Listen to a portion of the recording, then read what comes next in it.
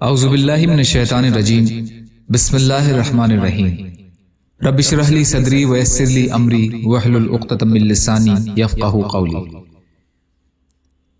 اخلاص نیت یعنی تصحیح نیت کے بارے میں اللہ کے نبی صلی اللہ علیہ وسلم کی حدیثیں۔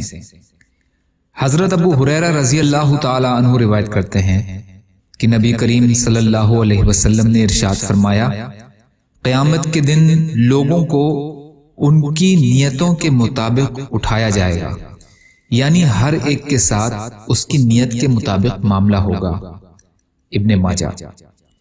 ام المومنین عائشہ رضی اللہ عنہا فرماتی ہیں کہ رسول اللہ صلی اللہ علیہ وسلم نے ارشاد فرمایا، ایک لشکر خانہ کعبہ پر چڑھائی کی نیت سے نکلے گا، جب وہ ایک چٹیل میدان میں پہنچے گا تو ان سب کو زمین میں دھسا دیا جائے گا۔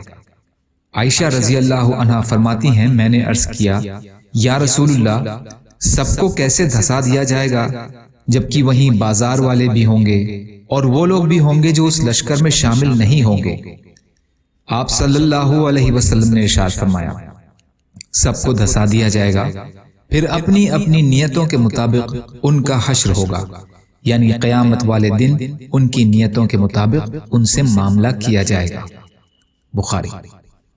یا اللہ ہم سب کو کہنے سننے سے زیادہ عمل کی توفیق عطا فرما۔ یا اللہ جو مظلوم ہیں، پریشان حال ہیں، بیمار ہیں، قرض میں ہیں، بے روزگار ہیں، محتاج ہیں، ان کی مدد فرمائیے۔ یا اللہ جو دنیا سے ایمان کی حالت میں چلے گئے، ان کی مغفرت فرمائیے۔ ہم سب کو اپنی استعداد کے بقدر اپنا حق ادا کرنے والا بنائیے، برحمتک یا ارحم الراحمین۔ لا الہ الا اللہ محمد رسول اللہ۔